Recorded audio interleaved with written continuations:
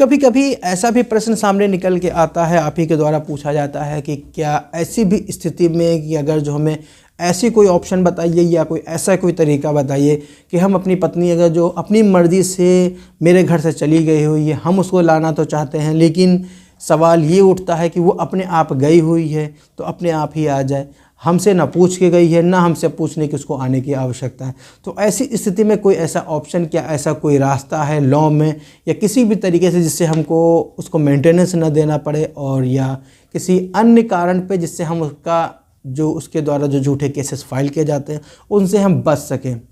तो आपने जैसा अभी तक जो थंबनेल देखा है उसको देख के आपने जो वीडियो क्लिक किया, इसी के आधार पर मैं ये बताना चाहूँगा कि कुछ ऐसे ग्राउंड हैं, कुछ ऐसे तरीके हैं जिससे आप उससे मेंटेनेंस भी नहीं देना पड़ेगा। सेक्शन 125 केस बिल्कुल नहीं चलेगा, सेक्शन 12 एक्ट बिल्कुल नहीं चलेगा, और सेक्शन 498A की जो FIR दर्ज की जाती थाने के द्वारा, अगर जो उसमें, क्योंकि अब उसके साथ में साक्ष्य अधिनियम के नए कानून लागू हो चुके जिसके आधार पर कोई भी प्रथम सूचना रिपोर्ट दर्ज करने से पहले पुलिस की ये जिम्मेदारी बनती है उसकी प्रारंभिक जाँच अवश्य करे।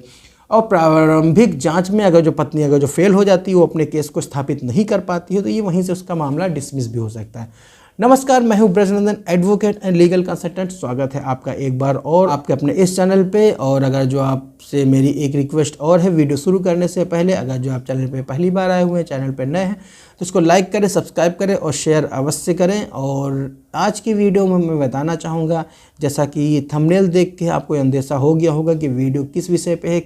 क्या क्या नई जानकारी जो आपको मिलने वाली है। जैसा कि मैंने पहले बताया कि अगर जो आपकी शादी कुछ ऐसे हुई है, अगर जो आपकी शादी नोटराइज के द्वारा हुई है या आपकी शादी स्टैम्प पेपर पे लिखी गई हुई है कि सच एंड सच व्यक्ति आज से पति पत्नी माने जाएंगे, और इनके द्वारा जो दाम्पत्य जीवन से जो पुत्र या पुत्रियाँ जो भी उत्पन्न होंगी उनका इनके जो पैतृक संपत्ति है या इनके द्वारा जो अर्जित की जा रही संपत्ति, इनमें उनका हक होगा। इस तरीके का अगर जो एग्रीमेंट है या इस तरीके का अगर जो साइन किया हुआ कोई स्टैम्प पेपर पे भी अगर जो इस तरीके की आपकी शादी हुई है, और इसके साथ में अगर जो आपकी शादी कहीं मंदिर में हुई है, केवल पंडित जी ने मंत्र का उच्चारण कर दिया और आपने एक दूसरे से माला एक्सचेंज कर लिया, उन्होंने आपको पहना दिया, आपने उनको पहना दिया, इस तरीके की शादी को शादी नहीं माना जाता है हमारे लीगल लॉ में। और अगर जो यहाँ पे भी, क्योंकि मैंने ये भी देखा हुआ है कि कोई लोग जो काफ़ी लोग जो विश्वास नहीं कर पाते हैं कि इस तरीके की शादी नहीं हो पाते, वो आर्य समाज मंदिर से भी शादी करके ले आते हैं। तो यहाँ पे उच्चतम न्यायालय ने बिल्कुल साफ और क्लियर कट मेंशन कर दिया हुआ है कि आर्य समाज में जो की गई शादी है, भले वो हिंदू रीति रिवाज से हो, कोई भी अगर जो फॉर्मेलिटी पूरी की हो, उस शादी को भी शादी नहीं माना गया है। यहाँ तक कि अगर जो सारी फॉर्मेलिटी पूरी करके किसी तरीके से मैनेज करके साठ काट करके अगर जो आपने रजिस्ट्रेशन सर्टिफिकेट भी अगर जो आपने हासिल कर दिया और ये प्रूफ हो जाता है जो मैरिज सर्टिफिकेट जो रजिस्ट्रेशन का है उस भी आपने फेक या गलत तरीके से आपने अरेंज किया हुआ, तो इसी के आधार पे वो मैरिज भी इनवैलिड मैरिज मानी जाएगी, जिसके आधार पे कोई भी मेंटेनेंस क्लेम नहीं किया जा सकता है। क्योंकि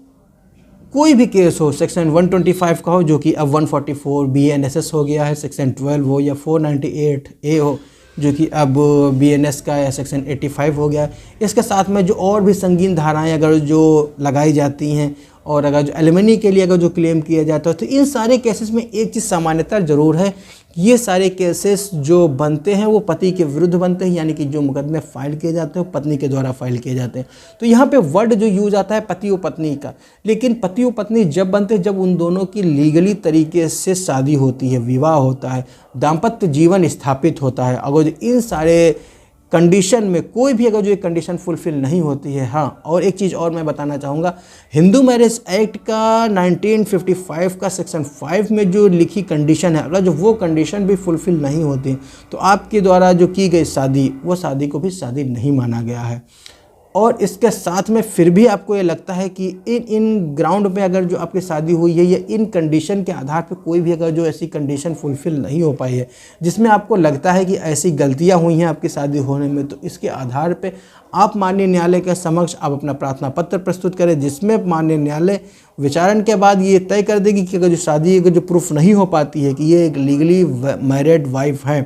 तो उसके आधार पर कोई भी मेंटेनेंस का केस या कोई भी 498A का केस या सेक्शन 12 का कोई भी केस या सेक्शन 144 BNSS का कोई भी केस मेंटेनेबल बिल्कुल भी नहीं है। और इसी के साथ में हिंदू मैरिज एक्ट का सेक्शन 5 का में क्या क्या कंडीशन है ये मैं पहले के वीडियो में डिस्कस कर चुका हूं। अगर जो आगे समय मिलता है तो मैं दोबारा इस बीच पे कुछ और भी कंडीशन इम्पोज की गई हैं हमारे हिंदू मैरिज एक्ट में, उसको भी समय समय पर मैं एक्सप्लेन करता रहूँगा। लेकिन पूर्व के मेरे एक वीडियो में पूरे डिस्क्लोज कर चुका हूँ, उसमें मैं सारी एक्सप्लेन कर चुका हूँ कि क्या क्या मैरिज की कंडीशन है और वो मैरिज की कंडीशन कब फुलफ़िल की जाती हैं।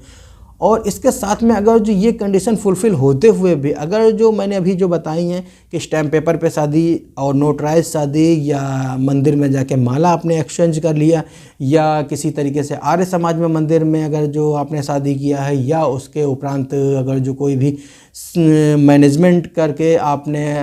जो रजिस्ट्रार के समक्ष से आपने रजिस्ट्रेशन सर्टिफिकेट भी एक्वायर कर लिया है, तो इसके आधार पे अगर जो फिर भी अगर जो कोई भी गलतियां अगर जो रह जाती है, फिर भी अगर जो कोई फैक्ट अगर जो छूट जाता है और ये सारे फैक्ट को अगर जो अब ये प्रूफ कर ले जाते हैं कि आपकी जो शादी है वो नल एंड वाइड है यानी कि इनवैलिड शादी है, जिसके आधार पे आपके जो सारे केसेस जो पत्नी के द्वारा जो फाइल किए गए हुए हैं वो बिल्कुल ही मेंटेनेबल नहीं है, वो डिसमिस हो सकते हैं। जिसमें क्योंकि कोर्ट है वो लॉ के अकॉर्डिंग चलती है, लॉ कोर्ट के अकॉर्डिंग नहीं चलता है, तो जो लॉ मेंटेनेबल जो बना हुआ है उसी लॉ के अकॉर्डिंग कोर्ट चलती है, उसी के अनुसार काम करती है। कोई भी अगर जो गलत काम हुआ है तो आपको कोर्ट को बताना पड़ेगा कि ये चीज़ ये जो लॉ का वायलेशन हुआ है यहाँ पे गलत हुआ है। कोर्ट एज ए गार्जियन काम करती है लॉ को मेंटेन करने के लिए, कहीं कोई गलती होती है तो उसको बताना पड़ेगा कोर्ट को कि ये चीज़ गलत हुई है, जिसके आधार पे आगे की जो कार्यवाही है वो अग्रसारित की जा सकती हैं। बिना कोई ऑप्शन टेकअप किए हुए या बिना कोई स्टेप लिए हुए अपने आप कोई भी रेमेडी नहीं मिल सकती है। आज का वीडियो इतना ही है, यहीं तक है। मिलते हैं किसी और एक वीडियो में एक नई जानकारी के साथ, एक नए विषय पर चर्चा करने के लिए। अगर जो आपने वीडियो अंत तक देखा है, पूरा देख ही लिया है, तो इसको सब्सक्राइब अवश्य कर दें और लाइक करें और शेयर करें, जैसे ये जानकारी और लोगों तक भी पहुंचती रहे, जिससे वो लोग भी इसका लाभ उठा सकें। और वीडियो अंत तक देखने के लिए प्रेम पूर्वक धन्यवाद। जय हिंद।